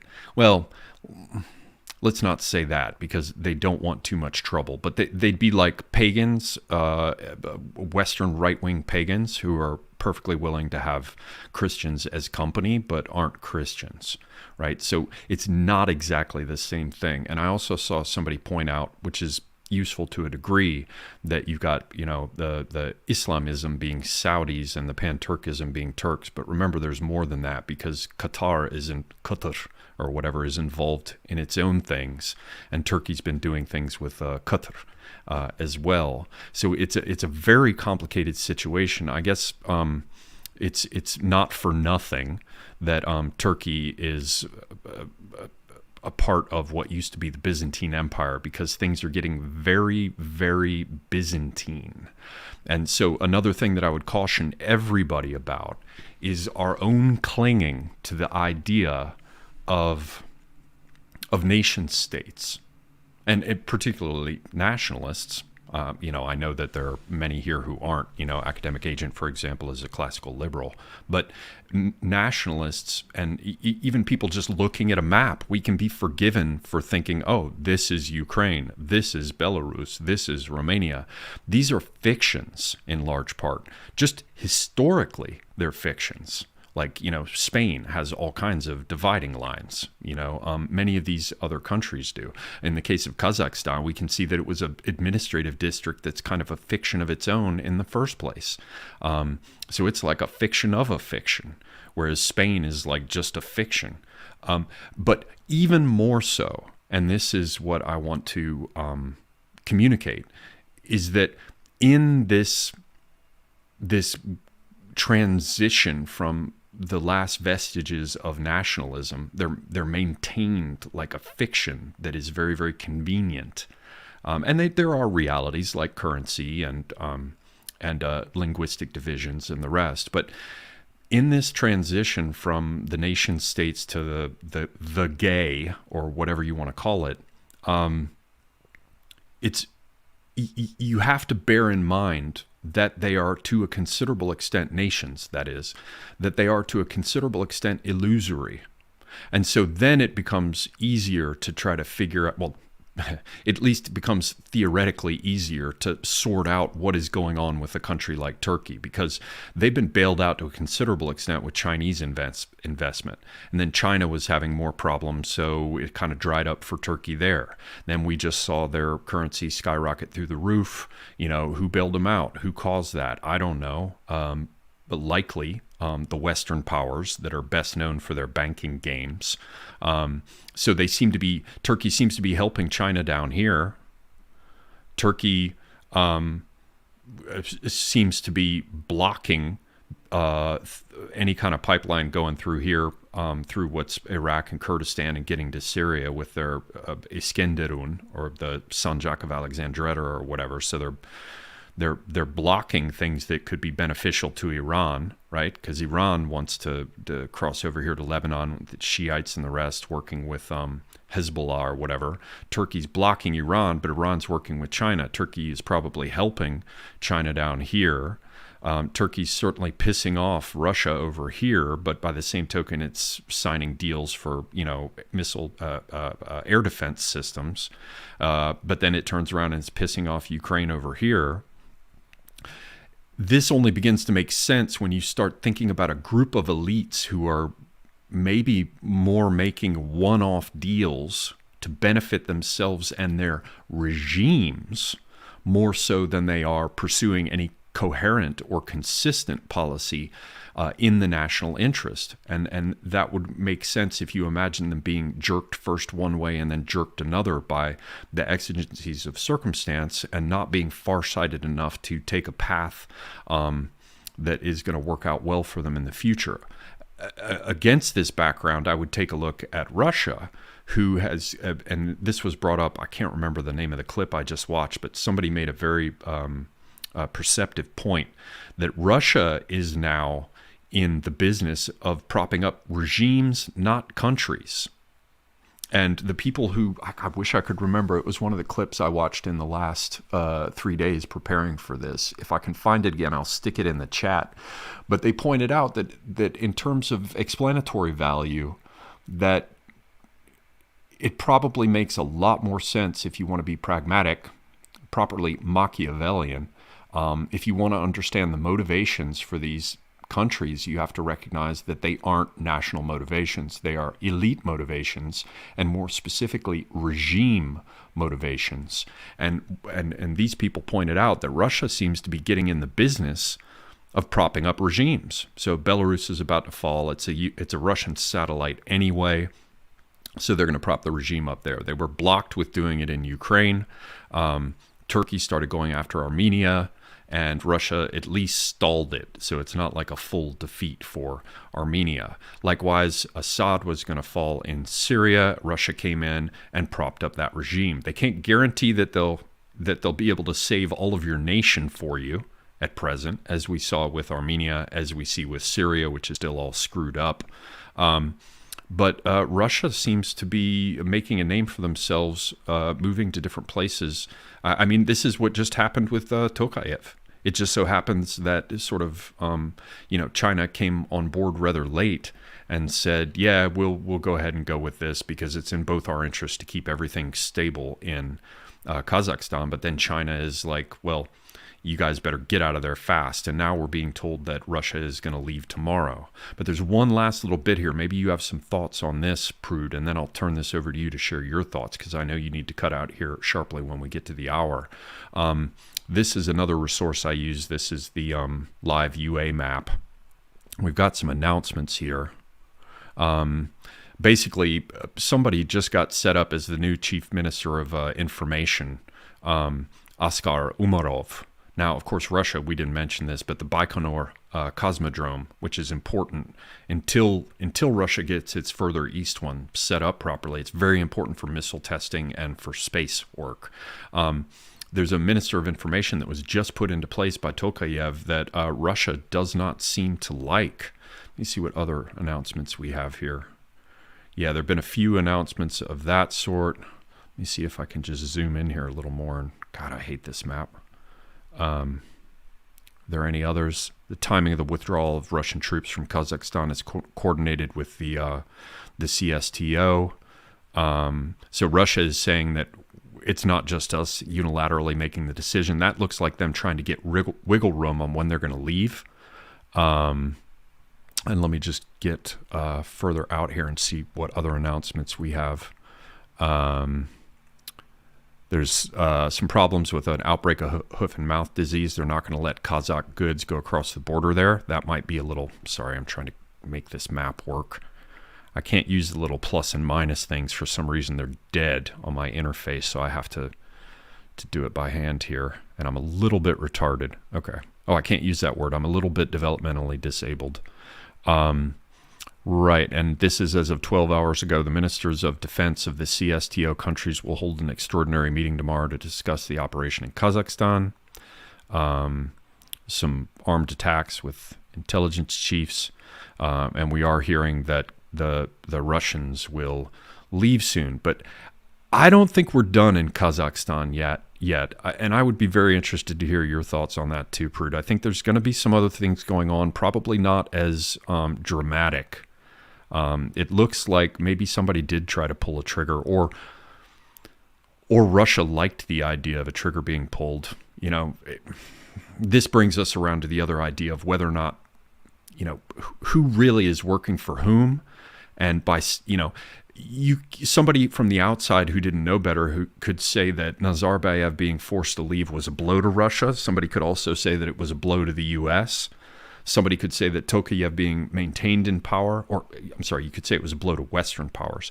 And somebody could say that Tokayev being in office is actually a win for Russia, or that it's a win for China. We're seeing he's doing things that seem to make Russia look bad. There are plans within plans here. But I would say that at present, I do not believe that we have seen the last of the issues going on here. So before I just blather endlessly, Prude, let me get the Google Earth map up here if I can find it, wherever the hell it went.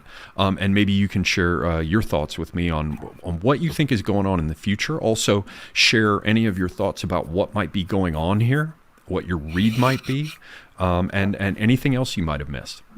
Sure. I think what you had said earlier about regime propping is very on point. Because consider the fact that it's not like with Belarus. It's not like Lukashenko and Vladimir Putin have, similar strategic interests, nor do they necessarily get along. But Lukashenko knows, where his bread is buttered, so to speak, because his economy has been propped up by hundreds of millions of dollars in Russian loans and investment. But I think that that's a point to make is that this is about regime propping up, because what are you struggling against? You're struggling up against a regime that still considers it a unipolar state and a unipolar world order in the United States. And at the same time, you're now dealing with a very tentative and tenuous relationship when it comes to China, because they have their Belt and Road Initiative more or less in your backyard. So whether or not Tokayev is going to be pro-Russia in mind, because of what we've mentioned, I do think, though, that we will see Tokayev sort of toe the line and go with what Russia said. When you mentioned that article about the CTSO, member states and their defense ministers having a meeting tomorrow, on the same day that the Russians had said that they were going to leave, it is certainly something I would want to pay attention to, because If they don't leave, or if they're having this meeting and troops aren't necessarily withdrawn, that leaves Russia with some wiggle room about potential deployment. Because the one thing that I did notice at the same time is that China didn't really say too much until there was an announcement about CSTO withdrawal. And I think that is something that will definitely play a major role as this thing plays out. Because I agree with you wholeheartedly. We're not going to see this end anytime soon. And I think that this should be a topic that we revisit sometime in the future. But this is one major piece, I think, of a much greater of the board, so to speak. I mean, the world doesn't pause because there's a revolution or an attempted regime change in one country, especially if you're a great power. Between Russia, China, and the US, you all kind of recognize that if one thing happens in one place, it certainly has a sort of butterfly effect and domino effect on your policy in other countries. And I think we're seeing that here very clearly.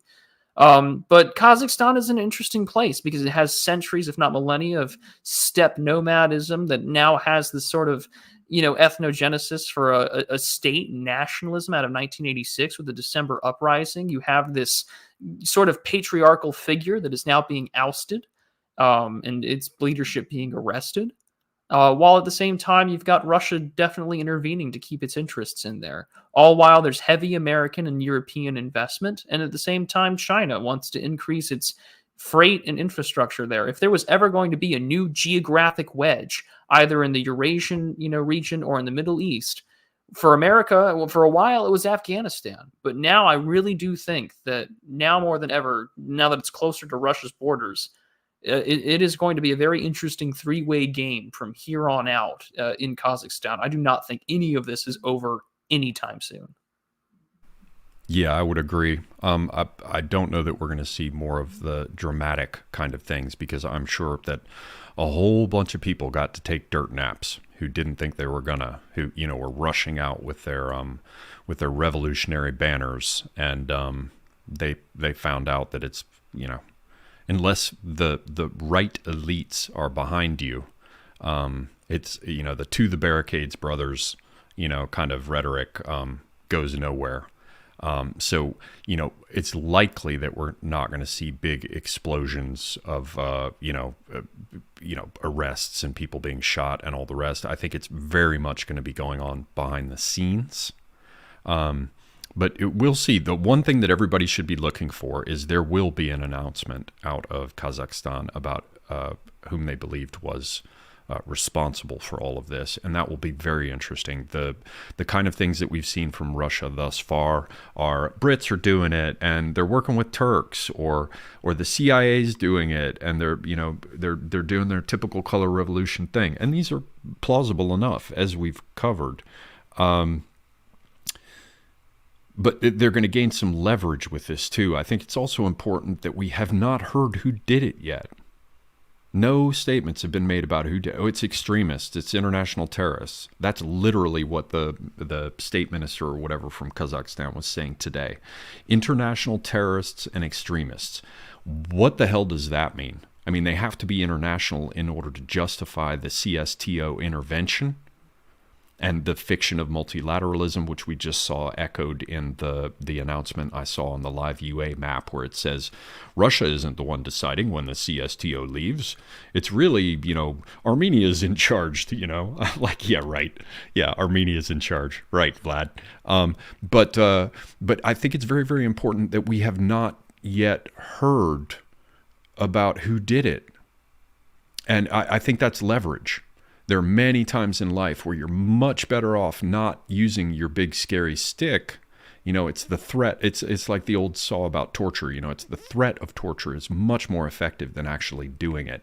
In this case, if they busted some let's charitably call them NGOs trying to get involved here, it would be much more useful for them diplomatically. Like if they were in the midst of negotiations, let's say over something as important as Ukraine. It would be much better for them to not say anything yet, because then there's a carrot as well as a stick that they can carry to the negotiating table. But this idea of Kazakhstan falling apart and it serving the Biden crew, as a way to distract Russia so that they can get what they want in Ukraine. I suppose that Biden and his crew and our new diversified CIA could be that stupid. But this just fell to pieces. To me, there's something in my gut, and absolutely I could be wrong. All of you have seen me be wrong before. But something in my gut suggests to me that there's quite a bit of theater going on in this. Because at the end of the day, when you look at it, what really happened, all that happened really, this didn't even appear in the press in the West much. It was mainly for Russian consumption. And all that happened is that security services had an opportunity to go and arrest tons of people that, otherwise would have caused, outrage from, people around the world. And yet we're actually not seeing much of that from the U.S. A whole bunch of people got arrested. A whole bunch of problem makers got shot. And what happened? Nazarbayev went somewhere and we don't know. And Tokayev is confirmed in his position. I think, there plans within plans. I don't know, but something smells fishy up in here. I'm not sure what it is. It's probably not the last that we'll see of this being a problem, as Prude rightly pointed out.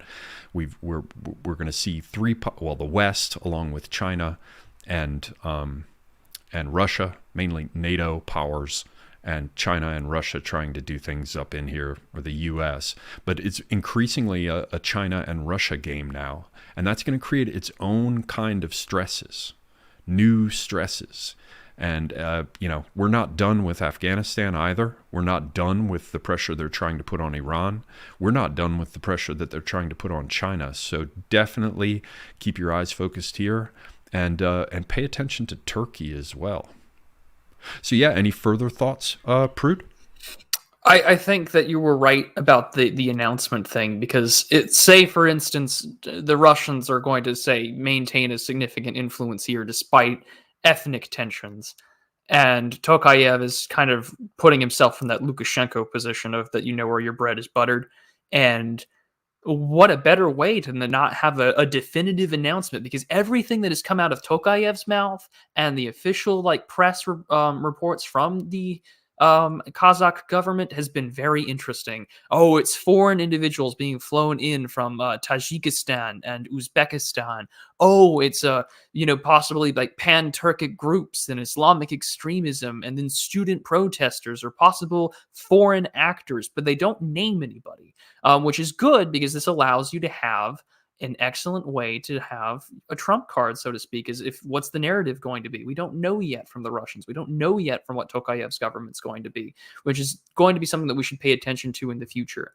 But the other thought that I had finally on this, I think, is that if there's going to be a Western involvement here, whether it's through Turkey, whether it's through various NGOs and massive investment, you're looking at another front being opened up, because you have Syria, you've got Ukraine, you've got Belarus, you've got Lithuania, where both Russia and China are involved, and now Kazakhstan, an area of significant investment and vital resources for both of them, not just for the Cosmodrome, but also for nuclear enrichment, because just about 140 some odd kilometers north within Kazakhstan is the closed city of Nurorlask.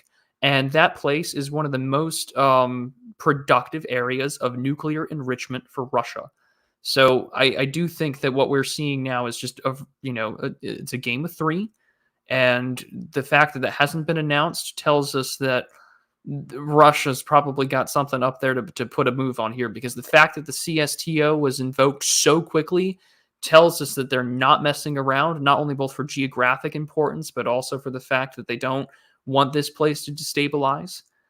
All of this tells me that we're not done here. And the fact that this has been the most heavily invested country out of all of the former Soviet republics, out of all of the stands, we're not done. And I do think that to put a orb up and to ponder into the future, this is going to be a three-way fight, and I think it's going to definitely tell us when whose bread is buttered, so to speak, just who's where the money is and who's got each other's back. Because even though the old guy is out, it doesn't mean that they've got someone who's better off in there, because they've already raised some questions about certain ministers that Tokayev has appointed. So I think that we're really going to start seeing more Russian pressure in this area. Yeah, I'd agree on the Russian part, for sure, because Russia is going to take money from China and not offend them when they have issues with the United States at present. But they are absolutely not going to make it a situation where the Chinese get to secure their own lines running through that country. They're going to want to keep the ability to snip that cord like Atropos with her shears. And at the same time, I guess I'll just say my last sense. It's, again, I think the West might have done some kind of color revolution thing, and they may well have done it with Turkey, but my gut feeling at present is they got their asses handed to them through a trick. I think they were tricked. I think they were allowed to believe that it was really going to go down, and they were allowed to believe that they really did have firm people to replace the others within the government. And if it was a Western color revolution, and there are some clear signs, well, there are some signs that suggest it was, somebody got tricked. And my idea is that maybe Turkey was forced to be involved, and sort of acted like a double agent. It's also possible that Turkey was forced to get involved, but got cut by, the effectiveness was cut by operatives on the ground. I don't think Russia was all that surprised by it, and their propaganda seems to be rolling. There are any number of clips you can go see online. There are just dozens of them of like Western leftists. Color revolution. It was Biden and the rest, and it was the CIA, like they always do it. It's a color revolution. Literally, all the clips are like that. And yeah, I think somebody got played. If it was a color revolution, they just got badly suckered, and it's an enormous embarrassment. So in that respect, I almost think that it's at least possible that what just happened here in Kazakhstan wasn't the West trying to open up another front to put pressure on Russia in advance of negotiations about Ukraine. I'm beginning to think that Russia may have prematurely detonated something or dangled some bait, and may well have trapped the West in just an enormous, like, Bay of Pigs style embarrassment. But yeah, I don't know. I'm just guessing. People, I know that Prude has to get out of here very quickly, so I definitely, first off, want to ask all of you to head over to his channel and subscribe. Hopefully he'll do that again right now when he speaks, because everyone should go over and do that. And yeah, let me turn it over to you, Prude. Just tell us a little bit also about what you have coming up next and all the rest, so that people will hopefully get over there and subscribe to your channel. Oh, sure. Again, Semyagog, thank you. As always, I enjoy doing these streams with you. They're always a pleasure. Over at my channel, I cover international relations and geopolitics every Sunday at 4 p.m. Eastern. So if you are, curious about some international relations theory or literature or what the hell is going on in the world, I'm definitely right there for you. Not to mention I cover culture, and if you're a fan of the outdoors and fishing, I do that as well. As for what's coming up for me, I will have a Substack post out tomorrow, and we'll have our usual stream this Sunday on a couple of issues regarding the definition of a state. So there'll be a lot of fun things heading up coming soon. Frogs? As always. Absolutely. We can't do without the frogs. Although I do know that you're rather bigoted against toads. So, yeah. Yeah, don't know about all that. Well, yeah, okay, so before I let all of you go, since a few of you are still in the house, there is now really a crew. So I don't want to just promote a Prude. I want to promote the whole crew. So, there are people out there, most of you should know about them by this point, and hopefully there'll be some some interesting new ways of networking that'll become available in the future, but I'm not allowed to talk about those. But please check out all the rest of the crew. There's Skeptical Waves, who produces audiobooks. There is Charlemagne, who rides shotgun on the great cigar streams over on Academic Agent's channel. There is Academic Agent himself, who is sort of the godfather figure behind the scenes for a lot of this stuff. In some respects, we're part of AA's crew. There's Apostolic Majesty with Columba and Furious Pertinax. There's Mr. Patriarch.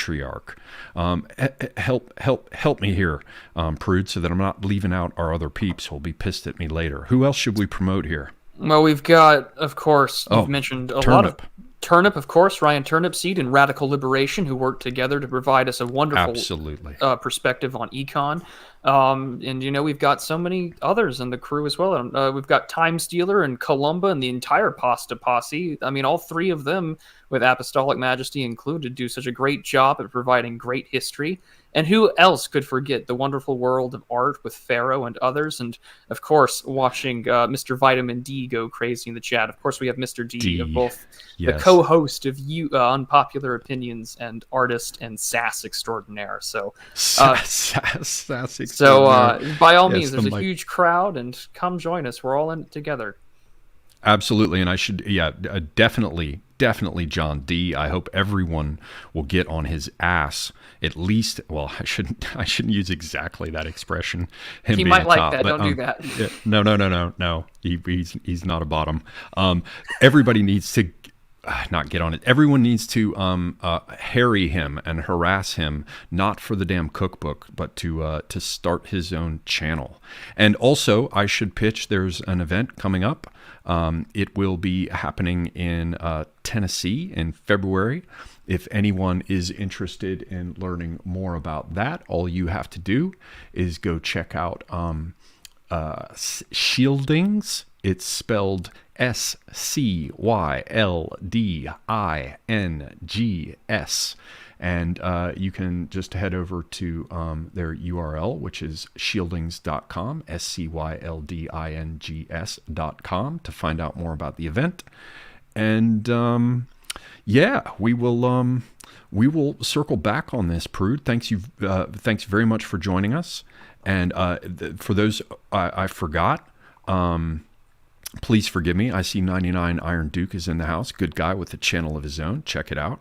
But I'm going to have to cut it there, or I will just tell you channels all night long. So check them out. Become involved. And definitely join us when I get together with Prude again in the near future. It will be before too long, certainly. And until next time, I am Semiagog, and I, ladies and gentlemen, am